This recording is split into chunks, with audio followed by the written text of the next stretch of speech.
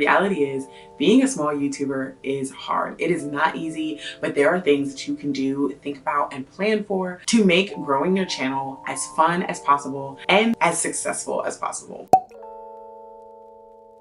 Hello, my love. Welcome. My name is Nicole Charnel, and in this video, we're talking about the reality of being a small YouTuber and the things that you have to think about and overcome to help your channel be successful. I think the biggest thing about being a small YouTuber is there's so many things that you have to do yourself. If you don't know how to edit, you got to get over it. If you don't know how to film, you have to get over it. If you don't know what to film, what angles, what the things are going to look like, you have to get over it.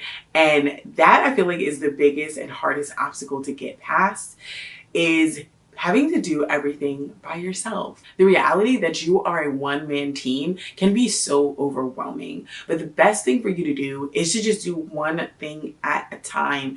Don't try to make the situation worse by trying to do everything at once. Find yourself a good flow. And by finding a good flow, you will continue to grow your channel and you'll get past the small YouTuber feel, and you'll be able to teach yourself tips and tricks to be a better YouTuber. I feel like a lot of people want to start channels and they're so hesitant on doing it, and there's no reason for you to be hesitant. There's enough room out here for you to have your own channel, for you to make content, for you to share your voice. Also, in the beginning, when you're first starting a channel, you have to think about why you're doing it and what you want out of your channel.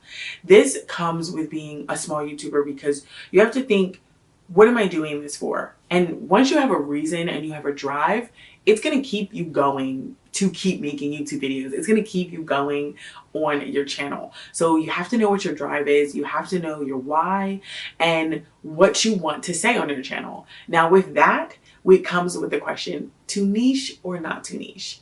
My personal opinion is no. Don't niche, but there's tons of videos out there that say, yes, niche your channel, which is right and which is wrong. I think you have to decide that, honestly. When I decided not to niche my channel, I knew that my channel was going to have slow growth. I wasn't going to explode with a whole bunch of subscribers and have all my views and watch hours and get monetized really quickly because I didn't have a niche to my channel. A lot of times people forget about what drives YouTube, and it's a search engine. People getting on Google and saying, how do I do X, Y, and Z? What should I buy when I'm trying to do X, Y, and Z?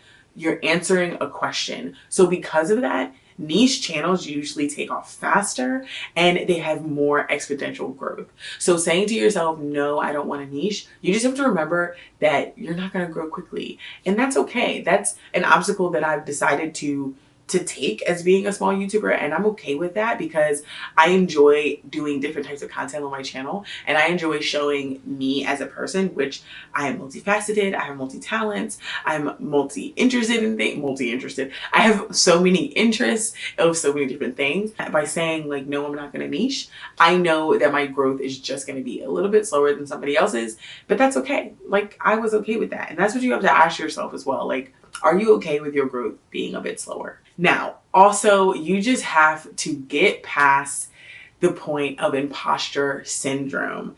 Now, I know that this is a big obstacle. I know it's hard. Like, you're saying, I am going to talk to the camera. I'm going to talk to someone on YouTube about something, and they're going to have to think I'm an expert. And what if I don't feel like I'm an expert? What if I don't feel like I know everything? What if I feel like my voice isn't the best voice? That's okay. There's tons of people who have done a video just like this one talking about the obstacles and the reality of being a small YouTuber. But that doesn't mean that I don't have something to say to you, my viewer, and that doesn't mean that I'm not going to put my video out. You have to just be okay with yourself and being able to put yourself out there. Imposter syndrome is a real thing, I'm telling you. And I think it comes into play not just when you are a big channel, but also when you're a small channel. Like, trying to get people to buy into your channel, trying to get people to come back and watch you. It's a real thing. And then as you keep putting out maybe how-to videos or this is what I did or explaining your theories, and you don't get the reaction that you want to get to react, then you're like, man, like, am I really talking about something that people want to listen to? Do people not want to listen to me because I don't know what I'm talking about? No, you have to put that aside. And just know that imposter syndrome is going to happen. It's going to happen. It may not happen in the beginning of your YouTube channel. It may happen in the middle. It could happen at the end after you've hit your 100K, but it's going to happen. It's like the reality of mental health. When you have something that you are passionate about and you want to share and you want to give to the world, you're going to have that moment of questioning. But you just have to remember that it's okay. Like, everybody has that. Everybody has that moment when they're like, I could be the imposter. But then just say, no, that's okay. I'm going to get over it because I have something to say. I have something that I want to share. Okay, now getting down to these things, these next obstacles that you're going to come across are a little bit more specific to when you actually made your YouTube channel, right? So as a small YouTuber, trying to come up with videos and content and what you're going to say to your viewer is hard. Oh my gosh, this is such a big obstacle for me. Once I decided that, okay, no, I'm not going to have a niche, but I am going to talk about specific things every single video. I am going to share specific things. There's going to be a specific theme to my voice. Once I decided that, it was much easier for me to decide what my videos were going to be about and what videos I'm going to put out. So what I suggest you do is have videos that you put out every single month. Have a standard, whatever you want your standard to be, whatever videos you want to make sure you put out every single month, have at least 4 of them. If you have 4 of them, that for the whole month, that's at least 1 video a week, right? On average. Some months have 5 weeks, but on average, if you have 4 main videos that you put out each month, you'll have 4 videos a month that you put out every month, right? So after you have those base 4 videos, it's easier for you to be a little bit more creative. For me to make a video like this, talking about the obstacles of being a smart YouTuber, I have more leeway to do that because I've put out my reset video, I've put out my planning video, I put out my wellness video, I put out my book or my reading wrap-up video. I put out all the videos that I know are standard to my channel, and now I can be more creative. Once again, I feel like this comes back with being niched versus not being niched. Just remember that these videos that you put on your channel that aren't your standard video, they may not do the best when you put them out, but that doesn't mean you shouldn't put them out. It's your channel. You're doing this because you're creative and you want to do something fun and you want to say something to an audience. So just remember that the video doesn't perform as well as you want it to, that's okay. That doesn't mean you shouldn't put the video out. So I definitely suggest having a schedule, but it's hard.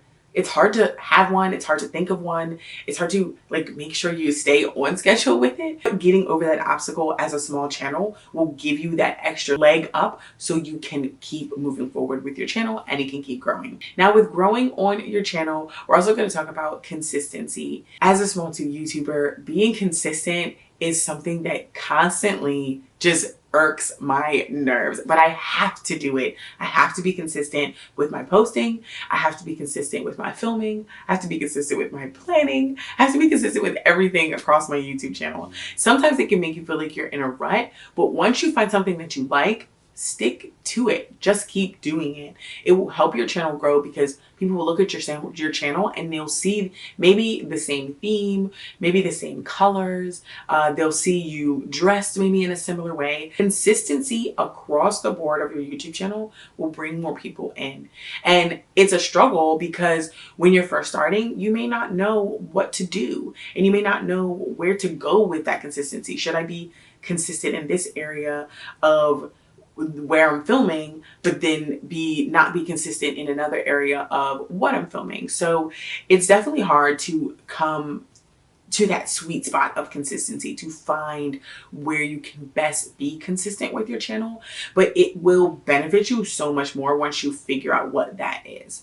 Now, I am a big planner, but if you're not, it's okay if you don't pre-plan all these things. It's okay if you don't make a whole list of everything you're going to do for the whole entire year and then start. But you want to at least plan something. Like I said, know what you're going to talk about, know what you're going to say in your video so you can be more confident when you're on camera, because the person viewing is going to know if you don't feel confident about what you're saying.